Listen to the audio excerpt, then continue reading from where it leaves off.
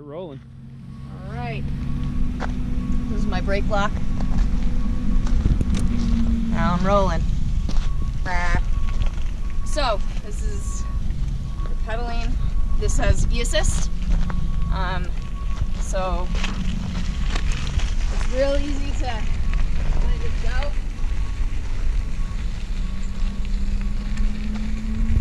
It's like a two-wheel bike. Your bike body position is the same exact. You're going into berms the same exact way. As a two-wheel bike, if you are pedaling on the flats, you're pedaling just like this, and this can make small corrections on the trail. Oh. Otherwise, if you're going to turn, what you'll see me do a lot, just because this is so like sensitive, I do a lot of pedaling with one arm and one hand on the steering, so that I also always have a finger on the brakes as well. That also promotes leaning into the turns. Yep, there's also a throttle. So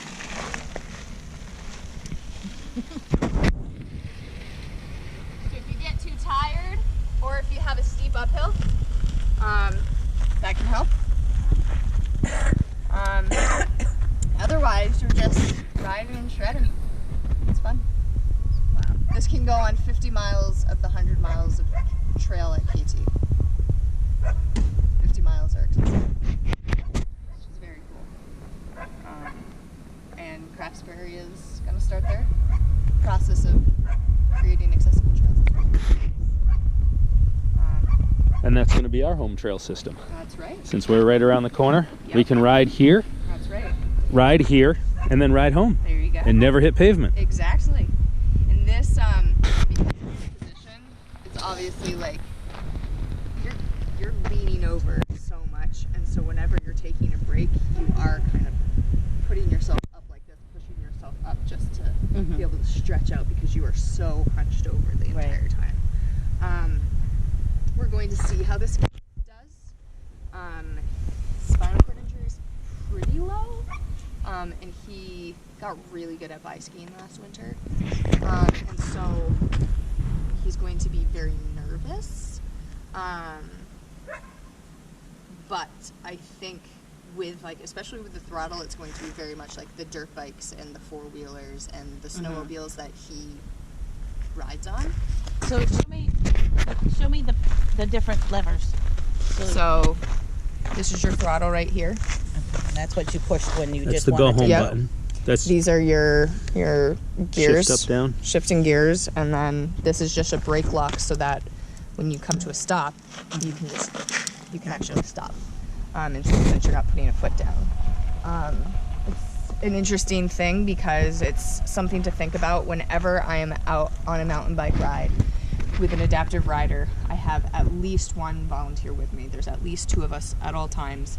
I have a backpack of tools and a tether so that if the battery dies or they tumble down a hill, we can tether them, get them out. So I always have this stuff with me. I don't have it today because we're not really going to be going out there. He's just learning right now. And he's a very nervous kid, does not like to fall on skis, and so he's going to be very tentative with this. The hardest part is going to be getting him in it. With the spinal cord injury, these bikes are not easy to get into. Right. That's a hard transfer. It is a hard transfer. Even like the Nuke, where your feet are out front and your pedaling is right here, that thing is right in your way, and so even getting into an upright one is very tricky. They're not easy to get into, but once you're in it, you're just here. So you always have this strap, you always have these straps. Something to think about if an athlete falls, right? Like they can't just unstrap and get out. If I tumble, I can just unstrap myself and get back up. And so then it's a matter of making sure that the athlete is safe first, right? Feeling okay, getting them off their head if they're completely upside down. And then just doing like a normal injury, like you fell off with our athlete the other week, right? She fell, you had her sit down, you had her, because once that adrenaline crashes, that's when they're going to feel the pain, and so it's one of those, you don't just sit and let them sit for a minute. But but something to like really be cognizant of, especially if you have an active root spinal cord injury, is they can't feel. They can't feel, so you have to look to see if they. You always have to look.